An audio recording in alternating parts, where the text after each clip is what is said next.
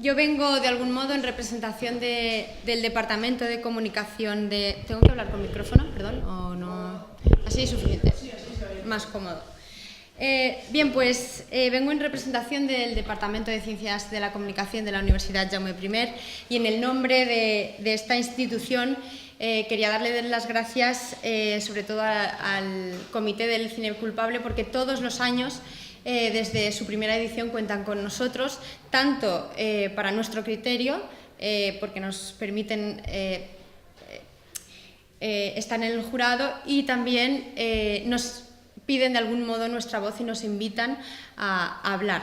Creo que es importante en estos tiempos generar espacios de discurso, conversaciones, y por eso insisto que esto es una charla.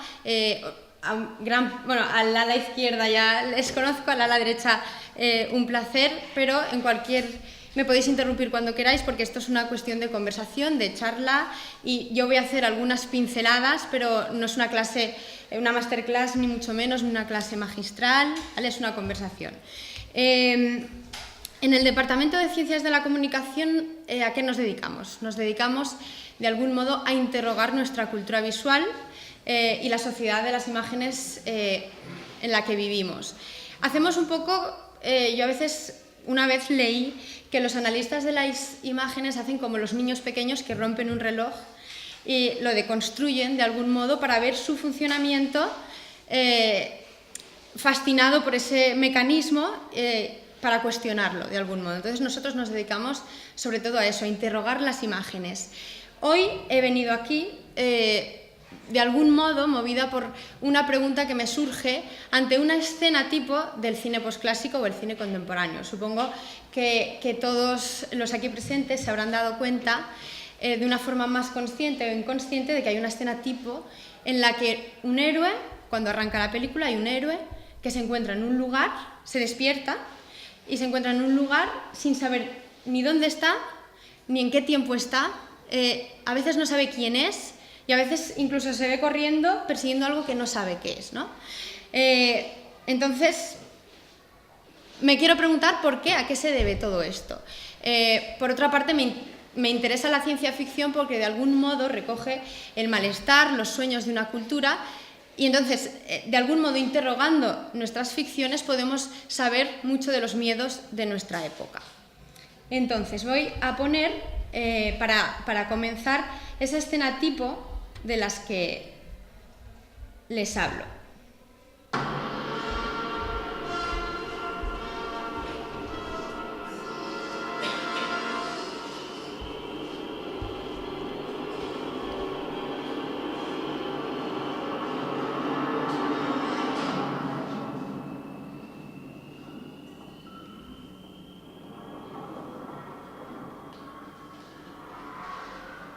El despertar del héroe.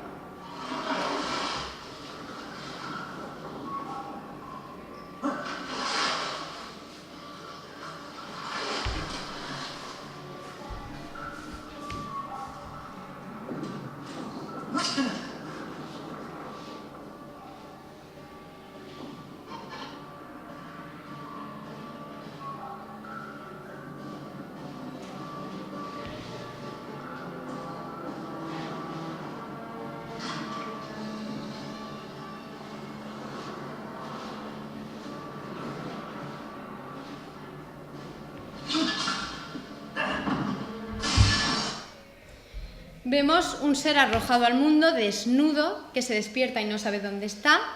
De algún modo va a buscar su identidad en el espejo, sigue sin entender esa escena que se nos presenta en un plano cenital. Y vemos agua. El agua es una constante también en estas escenas. Esto es Dark City, de 1998, que influenció muchísimo a Matrix, aunque no se reconoció tanto, o sea, no tuvo tanta influencia en otras ficciones, ni tanto reconocimiento por los críticos ni por el público como Matrix, pero hay mucho de esa distopía de Dark City en Matrix. Eso es de 1998 y ya en el 2010 así comienza Origen de Christopher Nolan.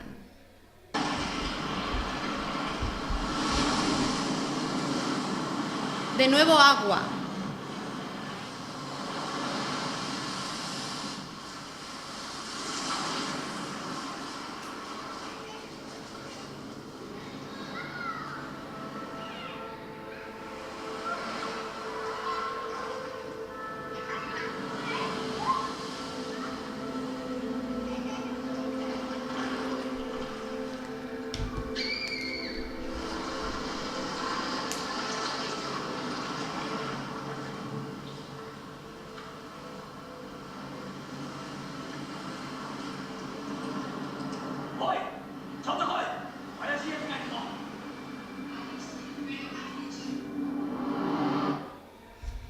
Bien, estas son dos escenas de arranque de las dos películas.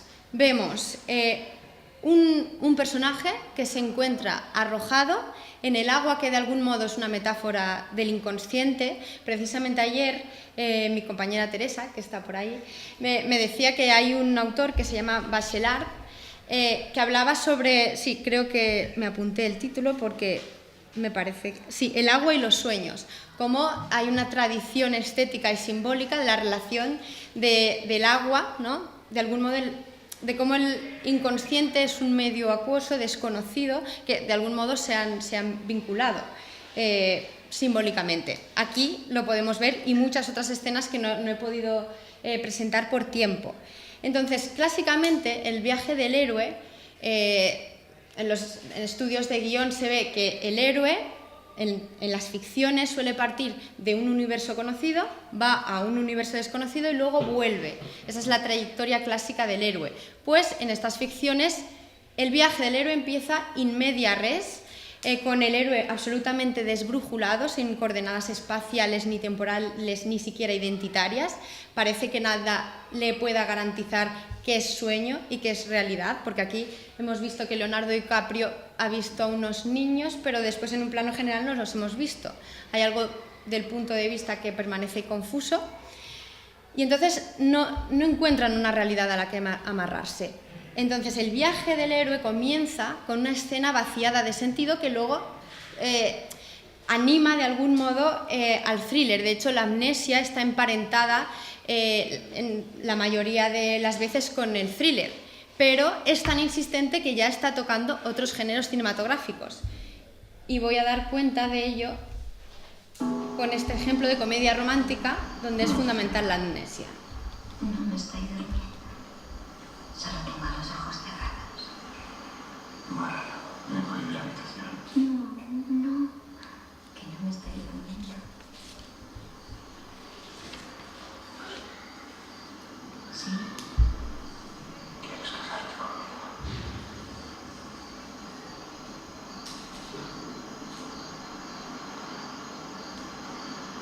Por supuesto. No te olvides de mí.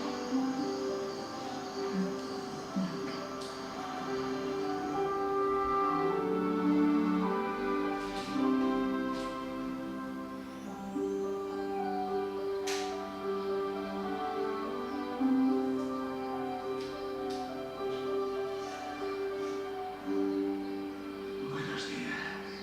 Pero ya no recuerda nada.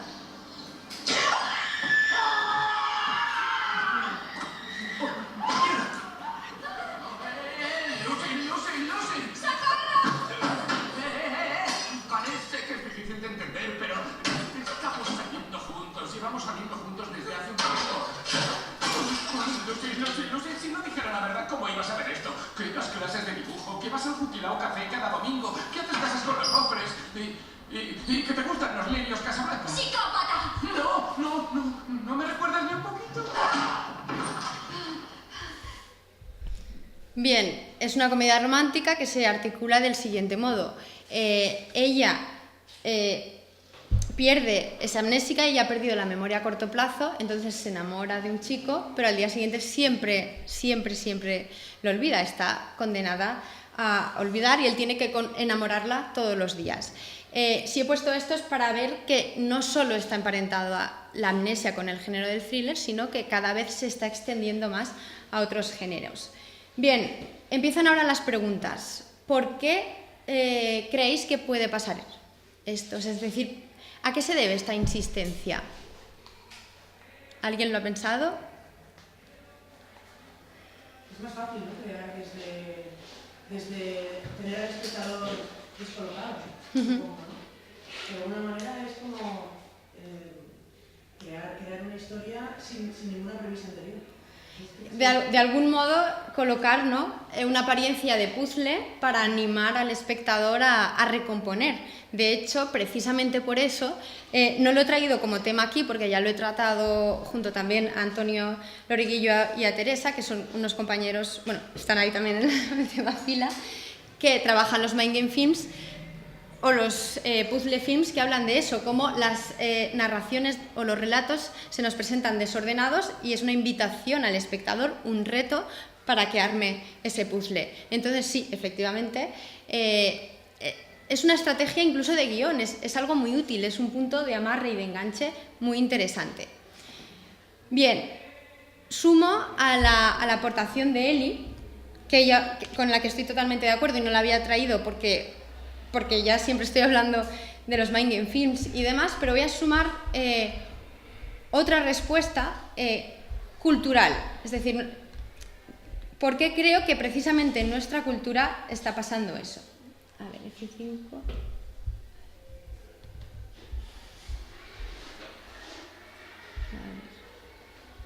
Creo que se ha quedado colgado, ¿puede ser, Teresa? Es que no controlo este ordenador. Mira. Si no sigo hablando. Puede ser que se haya colgado. Sí. Vale.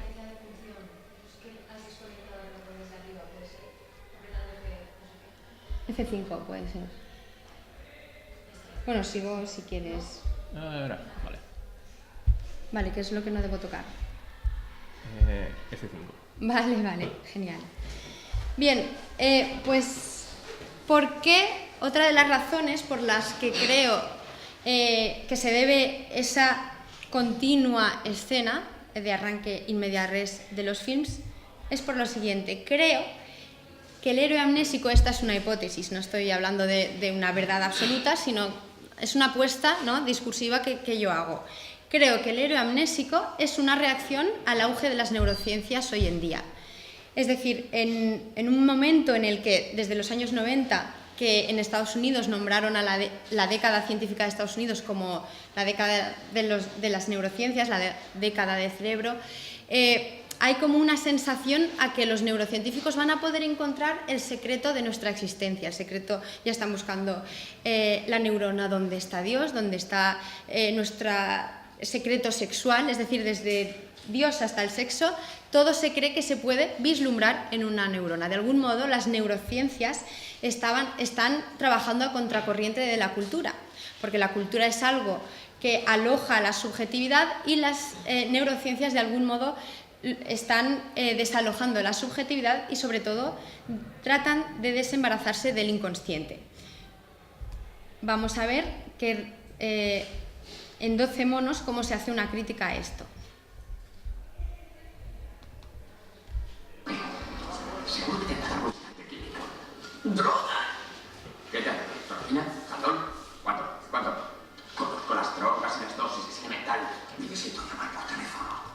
¿Llamar por teléfono? ¿Llamar por teléfono? Eso es comunicación con el mundo exterior a discreción del médico. No. Oye, si todos estos chiflados pudieran llamar por teléfono, podrían extender la locura a través de los cables telefónicos, meterse en los oídos de la pobre gente cuerda, infectarlos y por todas partes de una plaga. La verdad es que muy pocos de nosotros somos enfermos mentales. No digo que no lo seas, por lo que yo sé, estás más loco que una cabra. Pero no estás aquí por eso. No estás aquí por eso. No estás por eso. Estás aquí por el sistema. Ahí está la televisión. Todo está ahí. Todo está ahí. Mira, escucha, rodíllate, reza, los anuncios.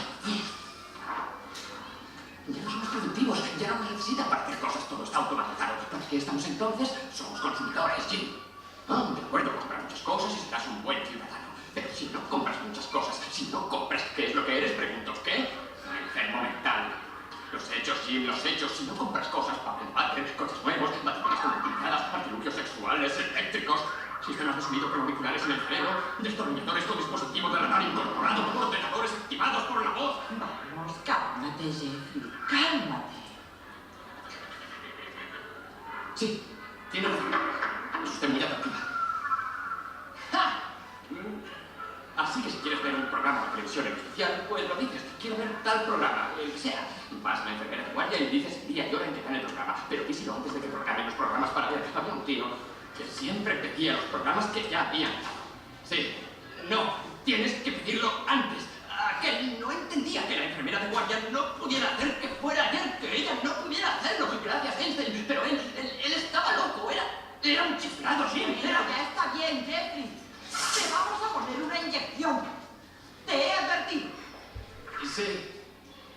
Sí, sí. Bien, aquí se ve una crítica muy ácida, al mismo tiempo que muy chistosa. De hecho, el director de 12 monos es el mismo director que el de los Monty Pythons, y se nota que la película está trufada de gags y pequeñas ironías. Es una crítica al capitalismo, a la psiquiatría neurocientífica, al exceso de medicación, a la televisión. Está todo reunido de algún modo en esta escena. Y al final vemos como el personaje de Brad Pitt dice: es que aquí han venido algunos locos pidiéndonos programas de televisión que van a pasar en el futuro, y eso es imposible. Ahí ya se nos está dando una pista, porque realmente el personaje de Bruce Willis viene desde el pasado porque lo han enviado para que impida que haya un virus. Entonces, de algún modo, Bruce Willis es el reverso del héroe amnésico, pero traslada todas estas connotaciones del héroe amnésico. ¿Por qué? Porque él, de algún modo, lo han enviado como un agente desde el futuro para evitar la propagación del virus, pero lo que de algún modo le agarra es una escena una escena onírica, no sabe si es un sueño, no sabe si es un recuerdo, no sabe exactamente qué es, pero parece una escena traumática que es lo que mantiene constante en todas las fases del tiempo. Esto nos dará cuenta, ahora lo veremos, que de algún modo, ¿cómo reacciona el cine frente a las neurociencias? Abre las puertas de las oscuridades del inconsciente. Vamos a ver cómo empieza esta película, cómo ha empezado 12 monos.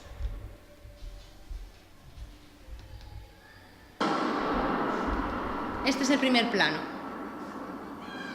Él no entiende esta escena.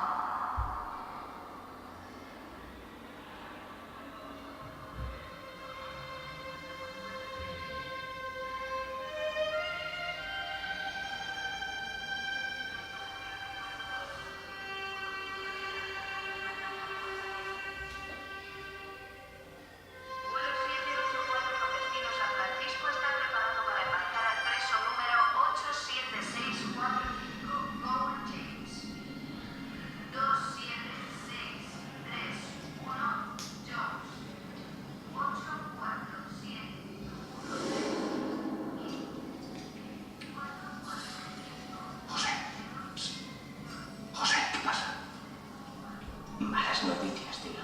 Voluntarios. Sí, te han dicho tu nombre.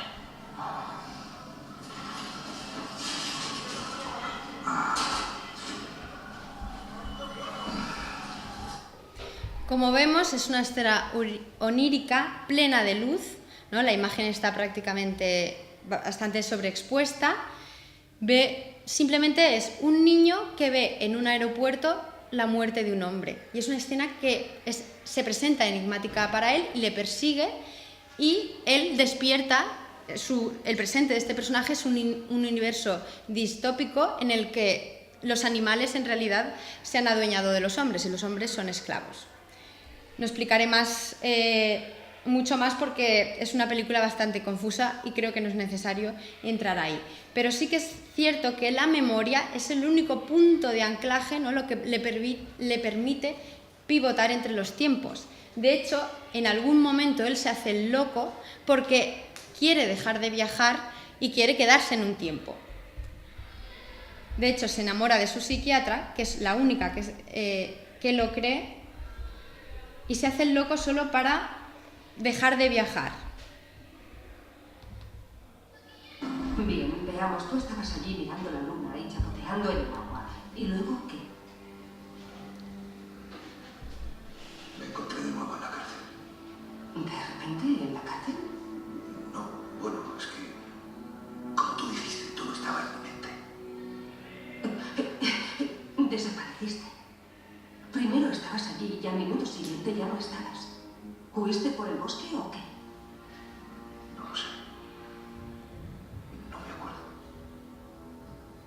El niño del pozo. ¿Cómo sabías que solo era una travesura? ¿Lo fue? No lo sabía, ¿no? Dijiste que se escondía en el granero. Creo que vi una película así en la televisión cuando era pequeño, donde un niño... No era una película en la tele, era real. Pues quizá ese niño vio la misma película que yo y lo copió. O Estoy mentalmente enfermo. Me imaginé todas esas cosas, esa gente. Sé que no son reales. Puedo engañarlos, puedo hacerles lo que quiera. Les he conocido un poco, he vuelto para curarme. Puedo quedarme aquí. ¿Y esto qué significa para ti?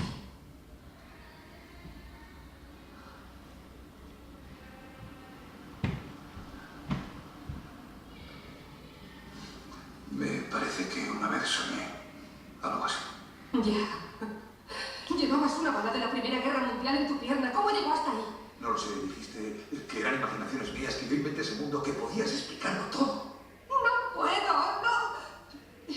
Lo intento y... No puedo creer que todo lo que decimos o hacemos haya ocurrido ya. No podemos cambiar lo que va a ocurrir. Y si van a morir 5.000 millones de personas... No quiero conocer el futuro. Quiero volver a ser una persona normal. Quiero que esto sea el presente. Quiero quedarme aquí, en este tiempo. Contigo.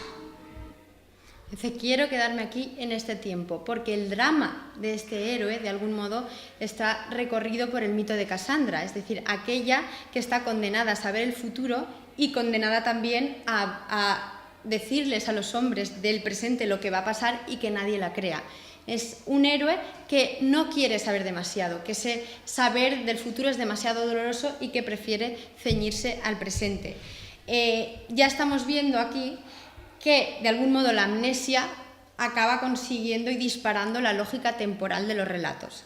Y esto es relevante, porque por eso también está cercana al thriller y a los mind game films, a los puzzle films.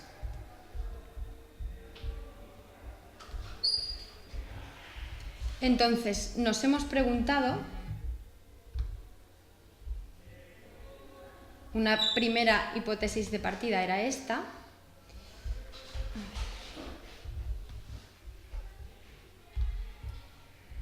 No, a ver. ¿La vista?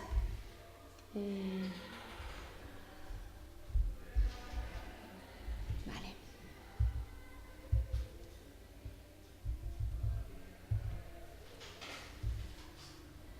Esta es una escena de Olvídate de mí, por ejemplo, pero ya se ve de algún modo desde una focalización interna el punto de vista de un héroe que es estudiado, dominado por la ciencia.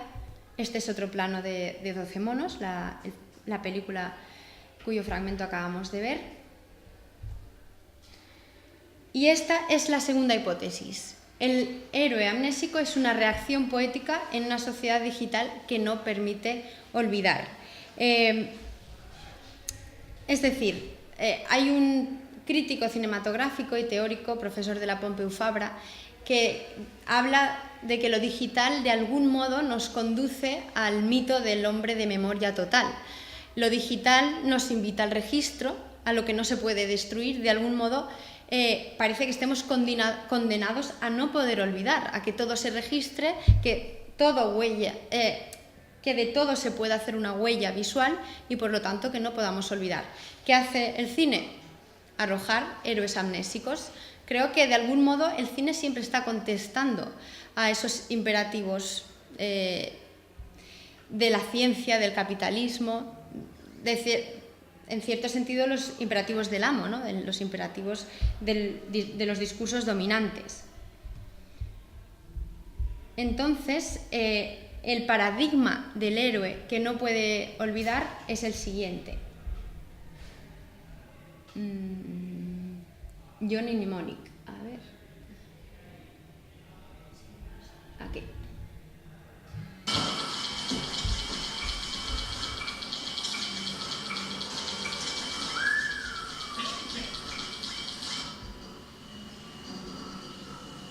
Debías utilizar un calzador para meterte eso ahí dentro. Ahórrate las críticas técnicas, ¿vale? Necesito ayuda. ¿Y no sabes cuánta? Debes de dolerte una barbaridad. ¿Crees que necesito que me lo digas? Tengo 320 gigas ahí dentro. Ah, sí. ¿Y qué es exactamente? ¿Qué clase de datos? No tengo ni idea. Y tampoco tengo el código de partida.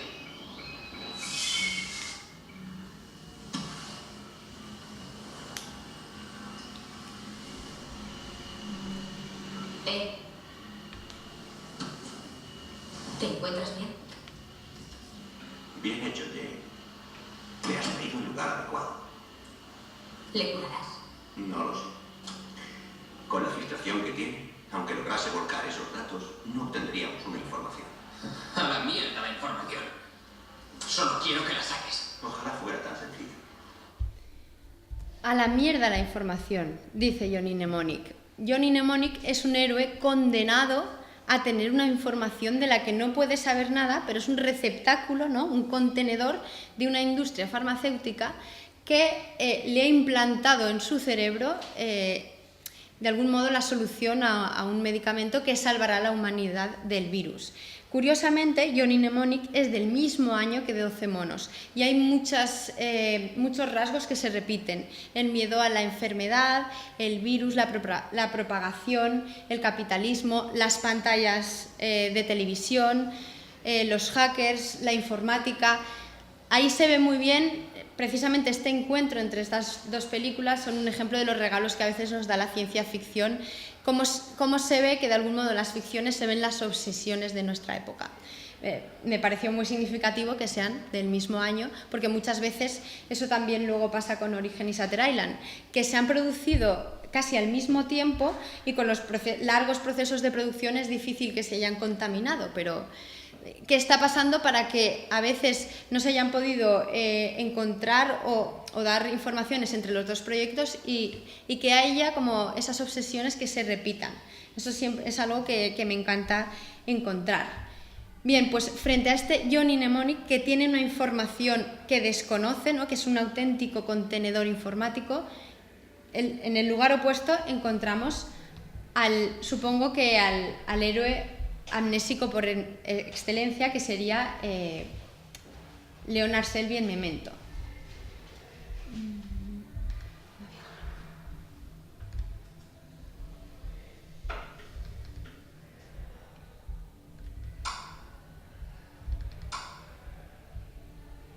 Y lo tenemos aquí. Aquí Leonard nos... Eres realmente comido porque nadie te cree.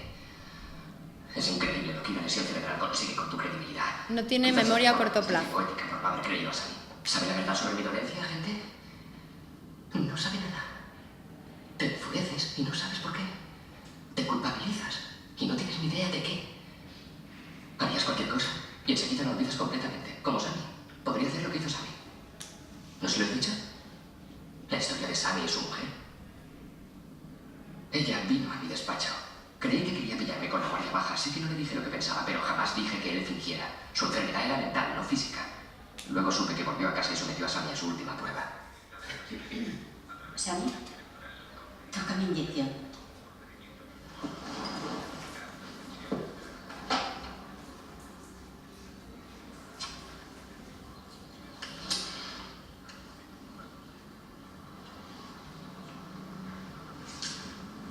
Sabía sin dudar que él la quería. Y encontró la forma de ponerle a prueba.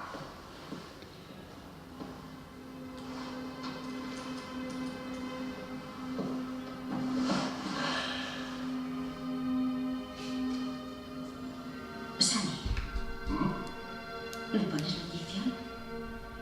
Sí.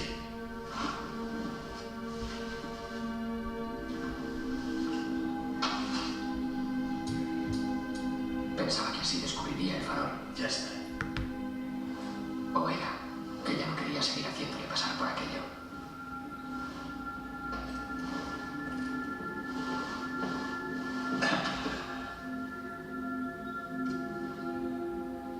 Sammy, ponme la inyección.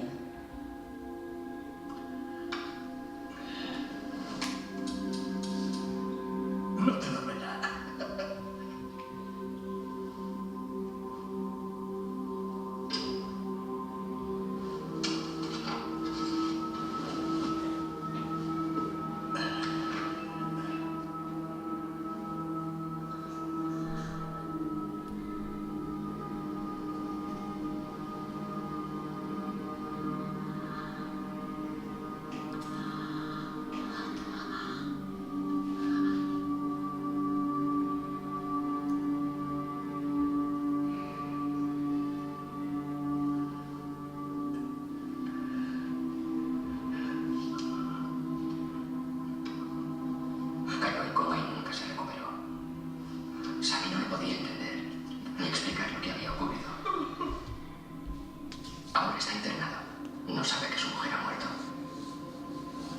equivoqué con Sammy.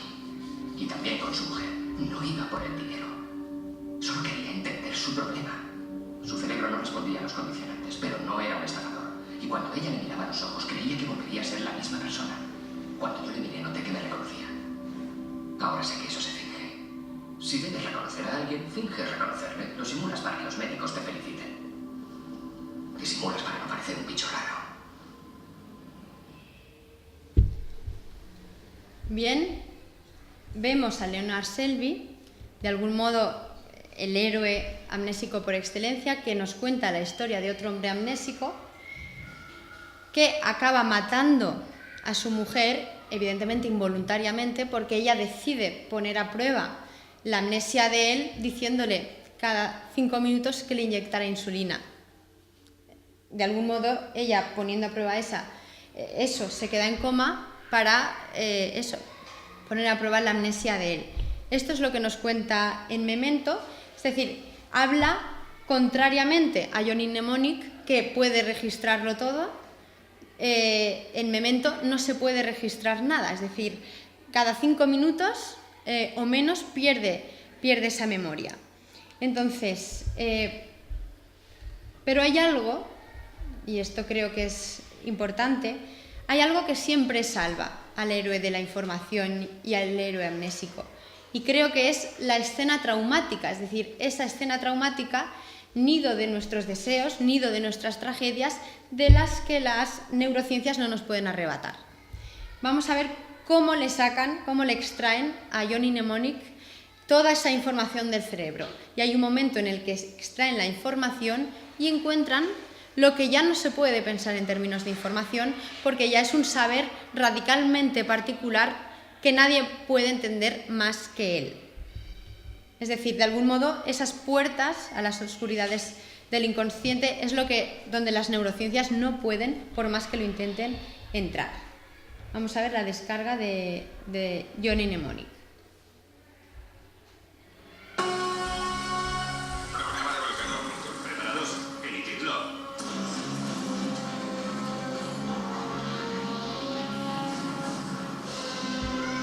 Iniciando volcano de datos.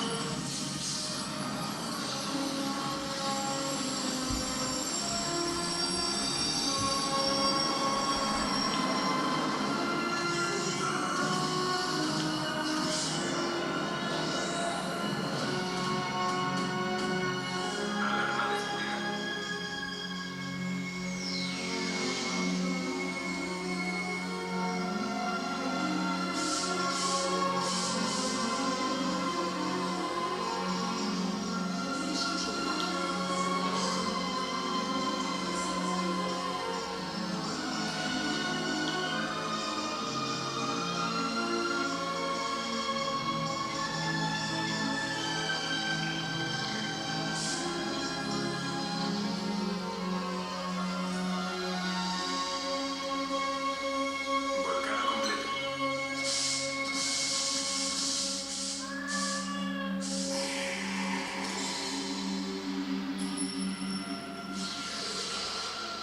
Y esto ya no es información. Esto ya es una escena infantil, onírica, traumática.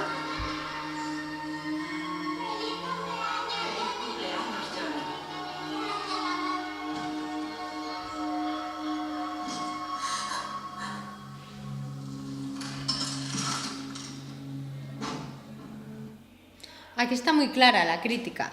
Un hombre con un dispositivo de cascos absolutamente exagerado, que visto desde nuestra perspectiva de cómo es la ciencia ficción ahora, incluso ¿no? tiene cierto aire paródico, cómo la información todo es un desencriptamiento informático, cómo lo subjetivo está dominado por una escena infantil. Pero ahora ya hemos visto bastantes escenas amnésicas y yo creo que no podemos continuar sin recordar a Hitchcock. Vamos a ver cómo ya Hitchcock hace más de 50 años nos presentaba algo muy parecido a estas escenas. Luego hablaremos de las diferencias. Esto es Recuerda, de Hitchcock.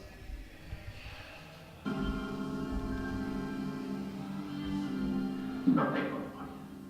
Es como mirarse al espejo y no ver más que ahí está. Y sin embargo, el padre está allí, yo sé que está allí. Existo, sé que existo. ¿Cómo puede un hombre hacer la memoria en su fondo de olvidar todo lo que siempre ha conocido y sin embargo hablar así? Como si estuviera fuera. ¿Te doy bien? No, estás enfermo. La pérdida de memoria no es un problema para ti. Sí, sería amnesia. Un truco de la mente para no perder los recuerdos. Se permanece cuerdo por el sistema de olvidar conscientemente algo horrible y se encierra ese algo horrible detrás de una puerta. Tenemos que abrir esa puerta. Yo sé lo que hay detrás de ella, un crimen. No. Es una idea falsa que se te ha metido en la cabeza. Si contestarás sinceramente, confiarás en mí. Confío en ti, pero sí. No puedo pensar, no sé quién soy. No lo sé, no lo sé. No puedo pensar, no sé quién soy, no lo sé, no lo sé. De algún modo, en Hitchcock ya estaban muchos de los rasgos que encontramos hoy. Y voy a destacar fundamentalmente 3 y los recuperaré ya en los films postclásicos. Tenemos, por un lado, el mito de Orfeo y Eurídice, que ahora explicaré. Tenemos, por otro lado, la identidad dividida, cuando él ha dicho es que a veces te encuentras ante un espejo y no sabes qué parte del espejo eres. Y también está la cuestión de la culpa, que de algún modo aquí ya abordamos el tema de la conferencia, que es el héroe amnésico, el más culpable. 3 hipótesis. Entonces, en Recuerda hay un hombre que cree que es culpable de un asesinato porque le persigue una escena traumática, pero en realidad él también pierde la memoria a corto plazo. Y precisamente ella es la psiquiatra que le ayuda a recordar. Llega un momento que dice, abriremos la puerta de todo eso, que es lo que venimos diciendo de abrir la puerta del inconsciente, de lo desconocido, de lo que no se puede capturar desde el sentido común, lo que tiene una apariencia de absurdo. Entonces, otra hipótesis que trato de defender aquí es que en el héroe amnésico, de algún modo, hereda un mito clásico, pagano, el mito de Orfeo y Eurídice. Orfeo era un poeta, Eurídice, y en el día de su boda, Eurídice muere y le recomiendan que vaya a los infiernos a rescatarla. Pero Hades le impone la siguiente condición, y es que no debe mirarla hasta que el sol no la haya tocado por completo. Bien, finalmente no puede evitar mirar a su amada y ella vuelve a los infiernos. El destino es trágico para ambos, ella vuelve a los infiernos y él al final acabará destrozado por las Ménades que de algún modo lo despedazan. En fin, es un fin trágico para todos, pero es un mito que está muy presente en el cine. Está ya desde precisamente otra película de Hitchcock. De algún modo todas las películas rinden de una forma más discreta o más obvia, rinden un homenaje a Hitchcock. En Hitchcock vemos a un hombre cómo trata de rescatar a una mujer de los infiernos. Voy a poner una escena que trata de mostrar esto. Ella vaga y él necesita llevarla a la razón, de algún modo.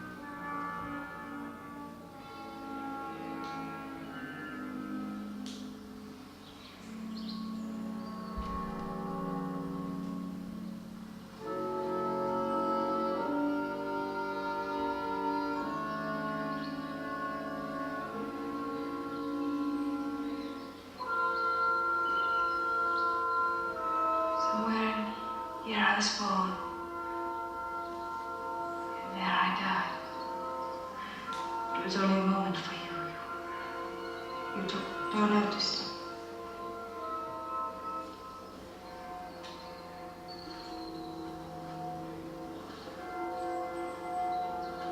Matt.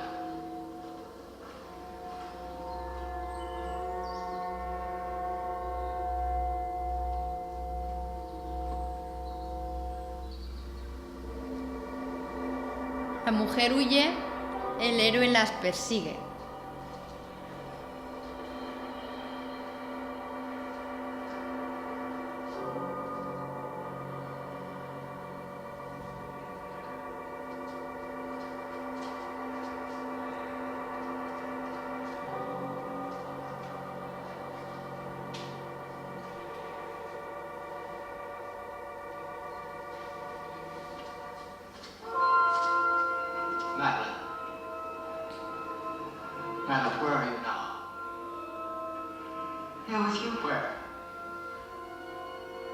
trees. Have you been here before?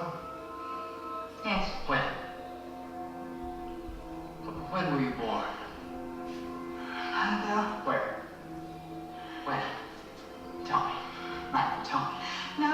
Madeline, tell me what it is. Where did you go? No, What I takes you tell away? you. When you jumped into the bay, you didn't know where you were. You guessed. You I didn't didn't know. jump. I didn't jump like that. You Why told did me. you jump? Why did you jump? No, I can't tell you. Why did you jump? What was there inside that told you to jump? Please. What? Please don't ask me. Please don't ask me. Get away from here. Shall I take you home? Somewhere in the night. Promise me something. Promise you won't ask me again. Please promise me. Hay una cita que siempre me ha parecido muy enigmática, pero no dejo de tener presente. Es una de estas frases que escuchas que no acabas de entender, pero que te encantan, porque en realidad te están diciendo algo que no captas a la primera, ni a la segunda, ni a la tercera, pero de algún modo te persiguen. Y es un libro que leí precisamente sobre un análisis de vértigo de José Luis Castro de Paz, de un catedrático de la Universidad de Santiago de Compostela, y decía que ver a Scotty, el protagonista de Vértigo, de algún modo es ver el mismísimo cine andando. Hay algo en los films que es un hombre o alguien persiguiendo a una mujer escurridiza que se escapa a la mirada, que se escapa al entendimiento. Es una frase que me cuesta entender, pero hay algo que no dejo de encontrar cierta lógica, esa persecución en otras películas. Entonces, para mí, de algún modo, este enigma de frase es algo que me guía en la lectura de los films, y es algo que vi muy presente también en la más actual Origen.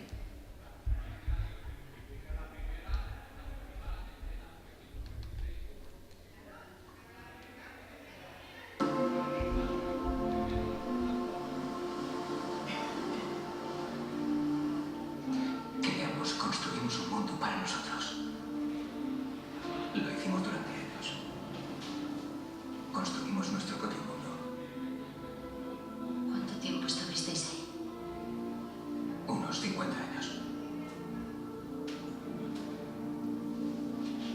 Dios. ¿Cómo lo soportasteis? Al principio no estaba mal, nos sentíamos como dioses. El problema era saber que nada de eso era real. Al final, se me hizo imposible vivir de esa manera. ¿Y qué pensaba ella? Había encerrado algo en lo más profundo de su ser. Una verdad de la que una vez fue consciente, pero que decidió olvidar. El limbo se convirtió en su realidad. ¿Y qué pasó cuando os despertasteis?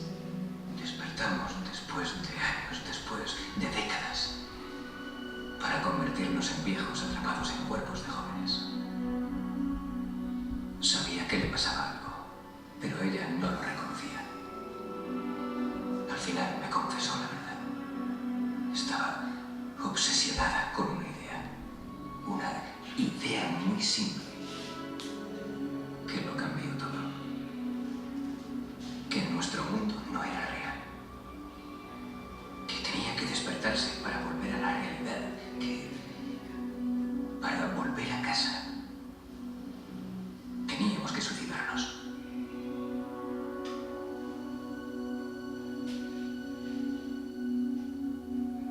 ¿Y vuestros hijos?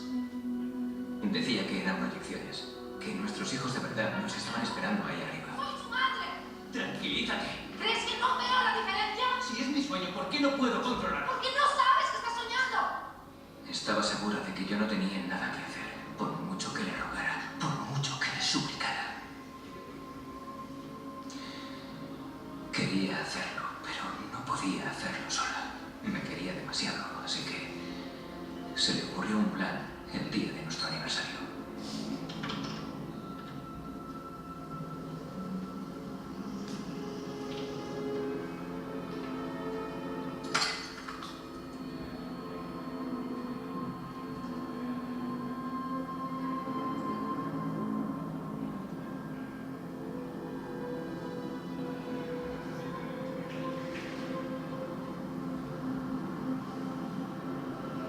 cariño, ¿pero qué haces? Ven conmigo. Vuelve. Vuelve dentro. ¿De acuerdo? Vuelve dentro. Vamos. No.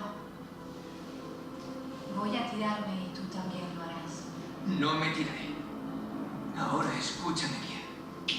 Si te tiras mal, no te vas a despertar, ¿recuerdas? Morirás, así que vuelve dentro. Venga, vuelve dentro y lo hablamos. Ya hemos hablado bastante. Mal. Sal aquí fuera o me tiro ahora mismo. Vale.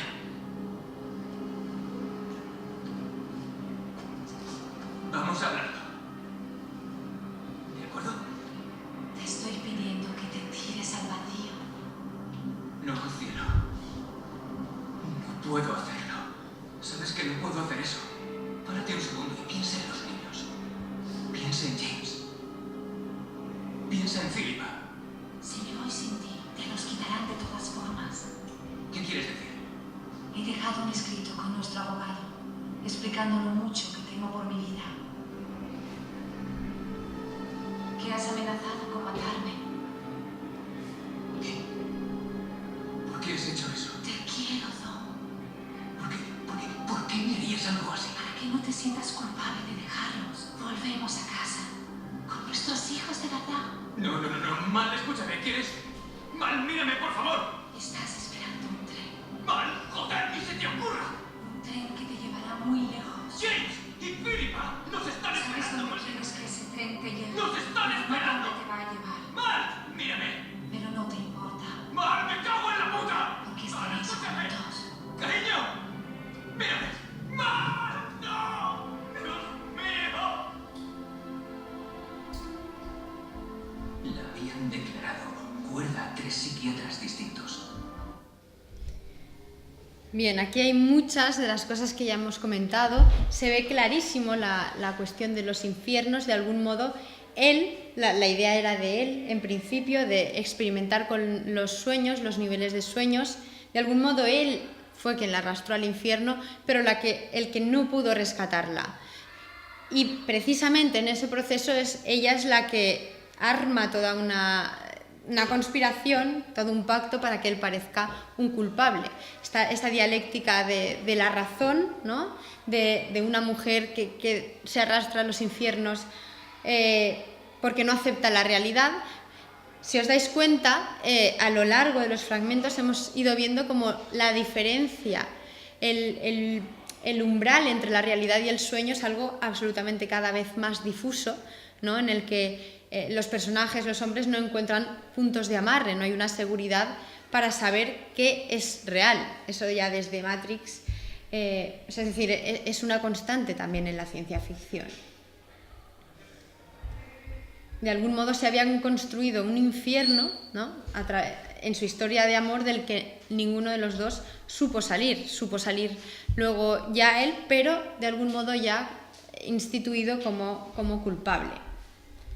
Entonces, los 3 rasgos que decíamos, como ya veíamos en Recuerda, de Hitchcock, veíamos, por una parte, el mito de Orfeo y Eurídice, por otra parte, la cuestión de la alienación del héroe, ¿no? de esa división que nos dan los espejos.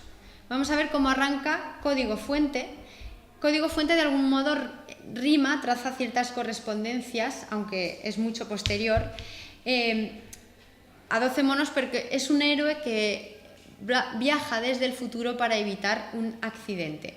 En este caso ya no es una cuestión de virus, porque ya no está la preocupación del SIDA que había de trasfondo en la década de los 80 y de los 90, pero ahora sí está la cuestión a partir de la última época, después del 11S, está la preocupación ya no del SIDA, sino del terrorismo. Entonces, el héroe de Código Fuente tiene que viajar en el tiempo al pasado para evitar un ataque terrorista. Pero también se despierta y no sabe dónde está.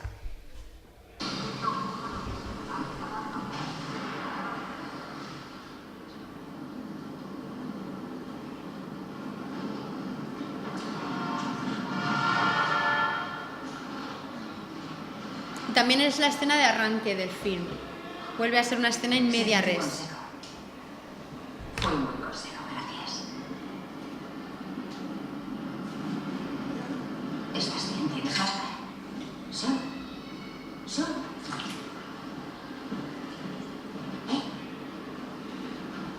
Verás, solo quería decirte que cancelé la cita, así que...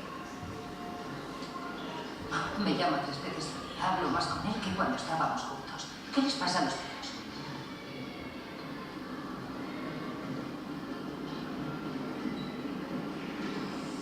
Me he despedido. ¿Despedido? ¿Me enseñas su billete?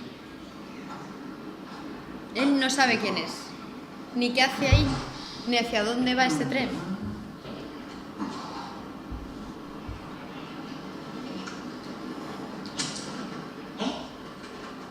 Estás un poco raro hoy. ¿Te pasa algo? ¿Llegaremos a la hora prevista? Lo intentaremos, señor. Abuelo, ¿por qué nos hemos retrasado? Solo soy el revisor, señor. Debería revisarle la cara. Sean, he hecho algo mal. Oye, parece que me conoces, pero yo no sé quién eres tú. Soy el capitán Colter Stevens, piloto helicópteros del ejército de tierra en Afganistán. Sean, eso es. ¿Son? Estoy mareado. Perdón. Déjeme ayudar. Y de esta escena nos interesa especialmente el espejo. Atención a cuando él vaya a encontrar su identidad en el espejo. ¿Qué va a pasar ahí? Oiga, señor. Estación de Clermont. Oiga. Se me ha caído. Oh, gracias.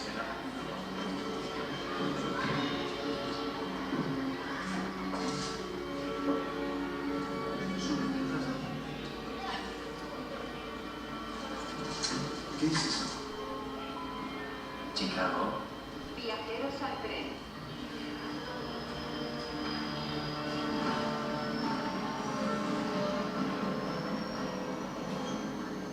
Este es un tren con destino Chicago. ¿Estás mejor, capitán?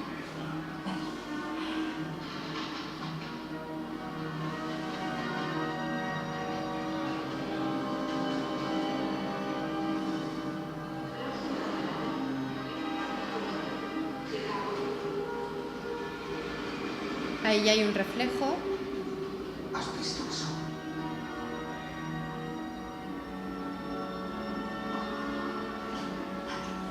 Me estás dando miedo.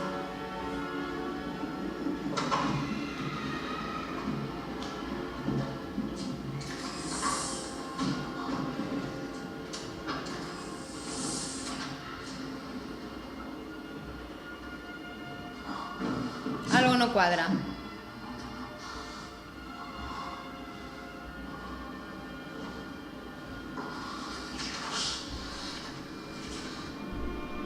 Profesor Soncentres.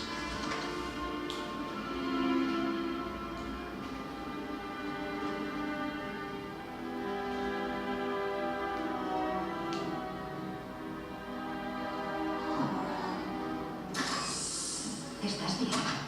No sé qué está pasando. ¿Qué pasa, Son? No sé quién es ese Son y no sé quién eres tú.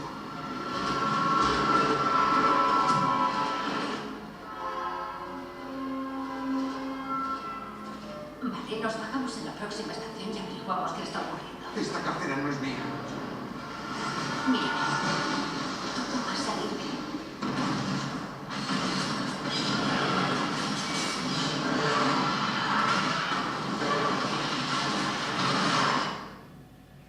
Bien, pues la misión de este héroe, que no sabe quién es, que se mira al espejo y es otro, aquí ya vemos como el espejo multiplica la imagen, pero al mismo tiempo presenta un sujeto dividido, ¿no? Problematizado, alienado. La misión de este héroe será viajar, ¿no?, en un bucle temporal para recoger pistas. De algún modo, el héroe amnésico siempre acaba siendo un detective, de una forma más sutil o de una forma más obvia, pero una hipótesis que defiendo también es que el héroe amnésico es detective. Luego ya veremos, porque en realidad a quien persigue es a sí mismo. Eso ya lo veremos en unos minutos.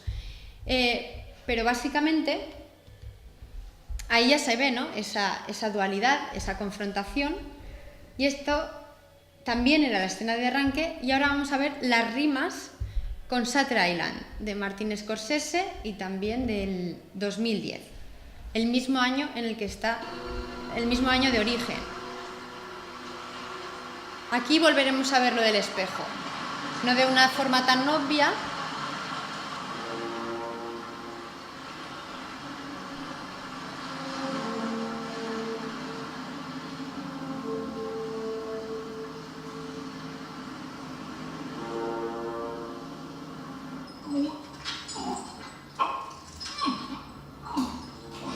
Nuestro héroe ya tiene malestar.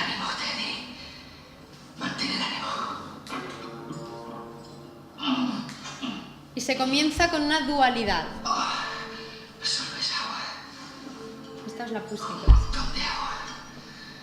Solo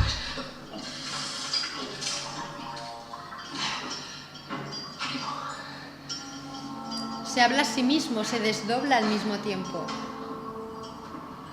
Y aquí ya también es un detective, muy bien uniformado. Parece que no hay duda de que es un detective.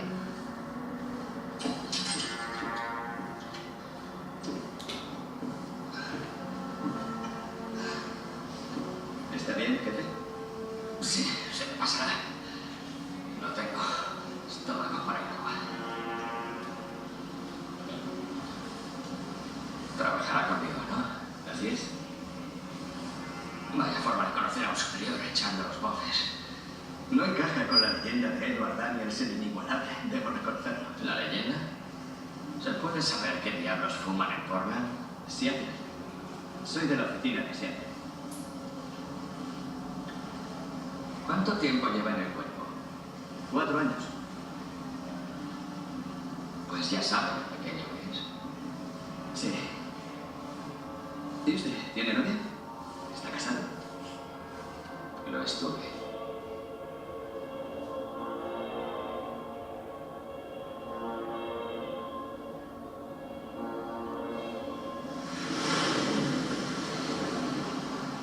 Murió. Bien, aquí vemos cómo se instituye desde la primera escena un detective que habla de una mujer que está muerta. Shutter Island es del 2010, desde el mismo año que Origen. Curiosamente, está protagonizada también por Leonardo DiCaprio. Curiosamente, de algún modo, las mujeres ahí se presentan como problemáticas, que ya no se sabe quién acerca más al infierno a quién. Y también Shutter Island es de Christopher Nolan, que es también del director de Memento. Es decir, hay una serie de relaciones muy, muy curiosas. Vuelvo al Power. A ver. He pasado un poco de él, porque quería hacer hincapié en... A ver. Vaya. Aquí la cuestión de que hemos vuelto a Hitchcock, la Orfeo y Eurídice. Hemos visto el héroe amnésico como multiplicado, dividido, alienado, desencontrado. Y si nos acordamos, antes he puesto la escena en la que el héroe amnésico Leonard Selby en Memento habla de otro héroe amnésico que conoció, que mató a su mujer inyectándole insulina porque ella se lo pedía y es que él no lo recordaba. Pues hay un plano en la película, no sé si alguien lo ha visto, solo uno, más habituado a hacer análisis textual. Miren, este es Sammy Jenkins, del que Leonard Selby habla, pero pasa una persona y de repente hay un fallo de raccord. En esta película es donde está, de algún modo, la revelación, y es que Leonard Selby, para huir de sus propias mentiras, es decir, ante la tragedia de saber que por ser amnésico mató a su mujer, se inventa una historia de otro hombre, también se inventa que tiene que de algún modo ajusticiar y encontrar al asesinato de su esposa, porque ella dice que su esposa está muerta, pero él nunca quiere reconocer que la mató. Entonces, solo en este plano ya se nos está diciendo un poco el título de esta conferencia, que el héroe amnésico es el más culpable.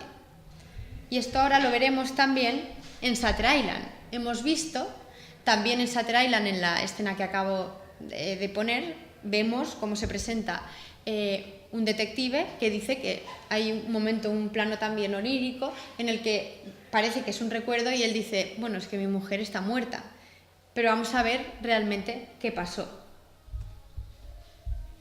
Bueno, si os dais cuenta, en el fragmento que acabo de poner de Shutter Island, algo no cuadra, la puesta en escena es bastante confusa. Para empezar, el primer plano, vemos un barco en el agua, volvemos aquí a relacionar el agua como metáfora del inconsciente, como esas aguas pantanosas de lo desconocido. Vemos un barco en el agua con bruma, ¿no? Como lo que no es visible, lo que es confuso, lo que no nos puede dejar ver, ¿no? Con cierta lucidez. Se nos presenta él vomitando, mirándose al espejo, y si os dais cuenta, en el horizonte se ve como cierto decorado. Es algo extraño. La puesta en escena de algún modo ya nos está adelantando la mentira de la película.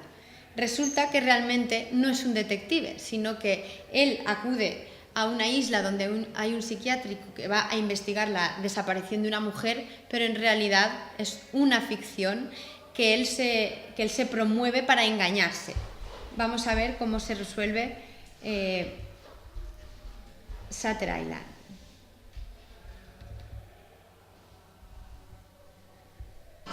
Paciente muy inteligente que sufre de delirio, veterano del ejército, presente en la liberación de Dachau. Ex agente judicial, es propenso a la violencia, no se arrepiente de su crimen ya que se niega a aceptar que haya ocurrido. Se inventa historias muy elaboradas que le eximen de la responsabilidad de sus actos. Estoy harto de este montaje. ¿Dónde está mi compañero? ¿Dónde está Chuck? ¿Dónde está? Lo probaré de otro modo. El apellido de soltera de su mujer era Chantal McKinnon. No se atreva a hablar de ella, no la mencione. Es necesario. ¿Qué tienen en común estos 4 nombres? ¿Es su ley de los 4? Andrew, ¿qué es lo que ve? Si ha hecho algo a mi compañero, doctor, habrá infringido el código de... Concéntrese, ¿qué es lo que ve? Los nombres tienen las mismas letras. Edward Daniels tiene las mismas 13 letras que Andrew Laedes, lo mismo que Rachel Solando y Dolores Chanal. Los nombres son anagramas entre sí. Su técnica no funcionará conmigo. Viene en busca de la verdad. Aquí está. Usted se llama Andrew Laedes, el paciente 67 de Ashfield. Es usted, Andrew. Es una mierda. Ingresó por orden del juez hace 24 meses. Cometió un crimen terrible que no puede perdonarse a sí mismo y se ha inventado otra personalidad. Ya. Quiero que me chequeen todos los hechos. Ha creado una historia en la que usted no es un asesino, es un héroe. Aún es agente judicial. Está aquí en Ashfield por un caso. Ha destapado una conspiración y cualquier cosa que le digamos sobre quién es usted y lo que hizo la considera una mentira, Andrew. Yo me llamo Edward Daniels. Llevo 2 años escuchando su fantasía. Conozco cada detalle. El paciente 67, la tormenta, Rachel Solando, su compañero desaparecido, los sueños. Estuvo en Dachau, pero quizá no mató a ningún guarda. Me gustaría dejar de vivir en su mundo imaginario. De verdad. Pero está entrenado para ser violento. Es el paciente más peligroso de aquí.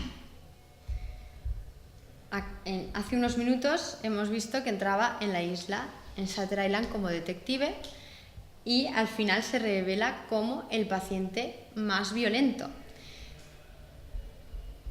Es decir, de algún modo el héroe amnésico, otra hipótesis, es un héroe que sabe demasiado. No es que no sepa, es que sabe demasiado, pero que no quiere saber. De algún modo está dominado por cierta pasión por la ignorancia y se inventa el semblante de detective para huir de sí mismo. Es decir, de entrada parece un Orfeo que va a rescatar a la mujer de los infiernos, pero se da cuenta que realmente él es el más culpable. Es de algún modo el que la ha arrojado a los infiernos, el que la ha matado. Ya digo, no tiene por qué ser estrictamente un asesino, sino que la culpa es algo más sutil, puede haberla llevado de una forma, o sea, por ignorancia, por descuido, por amnesia, pero es culpable o está dominado por esa culpa. Vamos a ver cómo en Memento Leonard Shelby de algún modo se da cuenta, se entera que también él mató a su mujer.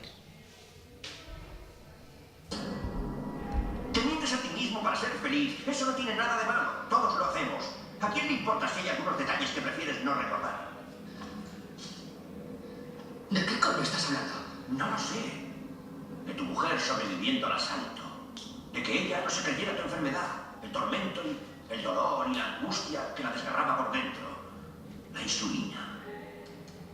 Ese era Sammy, no yo. Te conté lo de Sammy. Sí, ya.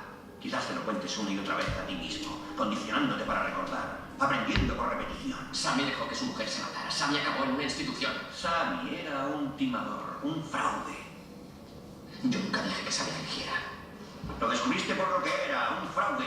Pero me equivoqué, de eso se trata. La mujer de Sammy vino a mi despacho. Vamos, Sammy no estaba casado. Era tu mujer la que tenía diabetes.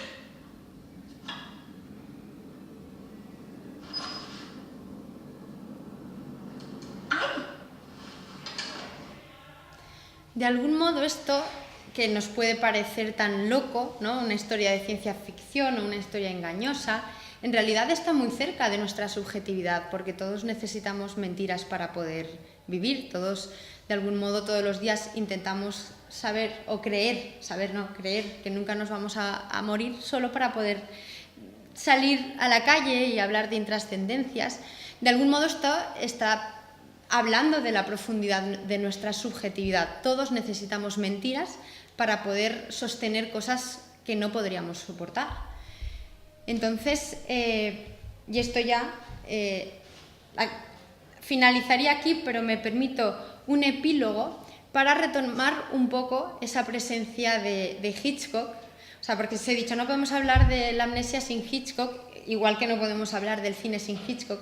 Pero no hemos resuelto el final de 12 monos. Vamos a acabar con él porque yo creo que lleva hasta el último extremo la culpa.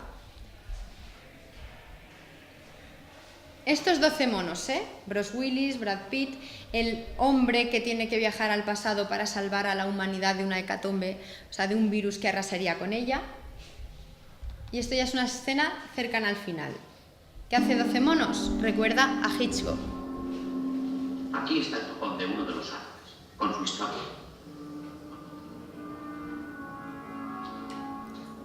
El mito de Orfeo, Hitchcock, siguen estando en el cine de hoy y estarán en el cine de mañana, creo.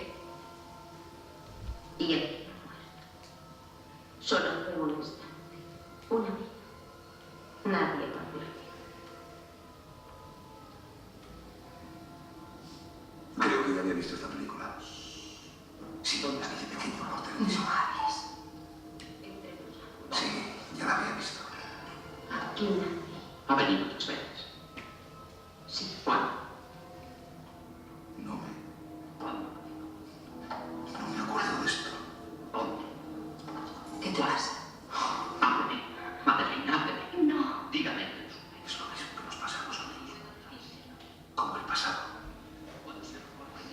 La película nunca cambia. Tiene que cambiarlo. Cada vez que lo ves parece distinta porque tú eres distinto. Y ves cosas distintas. Por favor, no me lo pregunte. Si no puedes cambiar nada porque ya ha ocurrido, al menos huele las flores. ¿Qué flores? Es una frase hecha.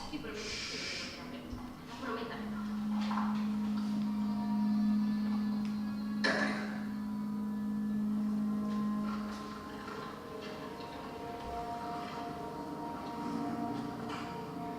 ¿Por qué haces esto? Quiero saber por qué. ¿Y si me equivoco? ¿Y si te equivocas? ¿Y si estoy loco? Dentro de unas semanas, todo habrá empezado o no. Si aún sigue habiendo partidos de fútbol y embotellamientos, programas de tele y atracos, nos alegraremos mucho. Nos encantará ver a la policía. Que ahora es un responsable. Se ha salvado la vida una vez por ser responsable de él. Siempre estamos en algo. ¿Tienes algún plan? Y necesito saber. muy todo lo que yo sé. Dijiste que no habías visto el mar. ¡Shh! Deprisa. Vamos. ¿Qué? Venga, vamos. Ellos se van a disfrazar ahora porque están huyendo de la policía. Ya sabéis lo que hay que hacer. Y aquí se mezcla la ficción y el sueño. Esa escena que a él desde pequeño, o sea, desde siempre le ha acompañado. El cine y los sueños se mezclan con la realidad. Se ha quedado dormido viendo Vértigo y se despierta viendo Los pájaros, de Hitchcock.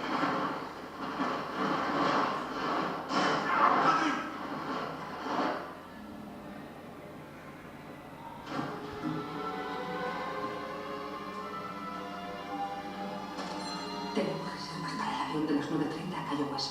Y se encuentra con una mujer hitchcockiana, una suerte de Madeleine contemporánea.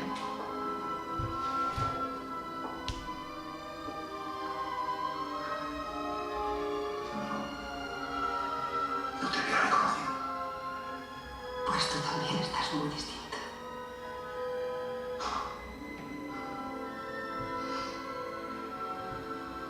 Fuiste siempre tú. En mi sueño. Eras tú. Sé que eras tú. Yo te recuerdo así. De veras. Sabía que ya te conocía. Que te había conocido siempre.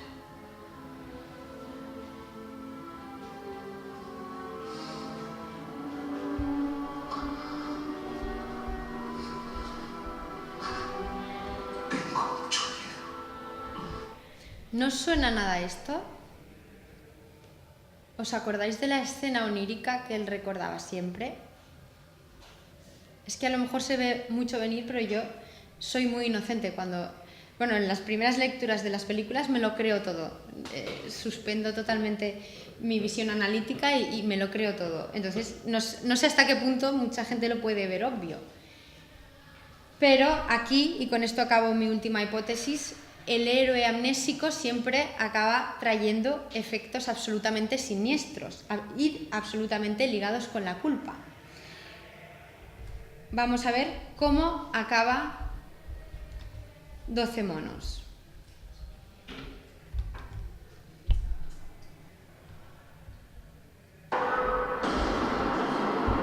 Ellos que se han disfrazado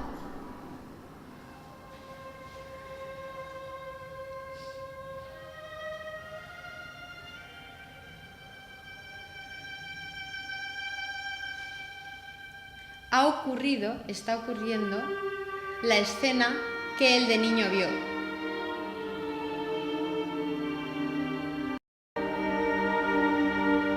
Aquí estamos viendo a un Bruce Willis a los 7 años presenciando su propia muerte.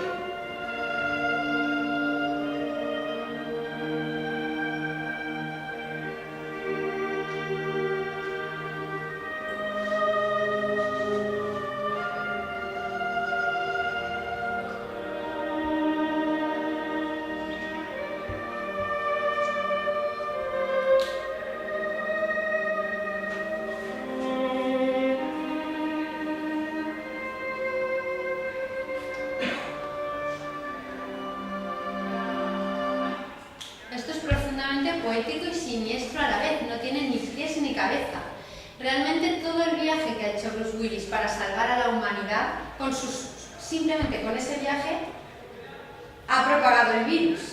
Es un efecto siniestro, es un callejón sin salida.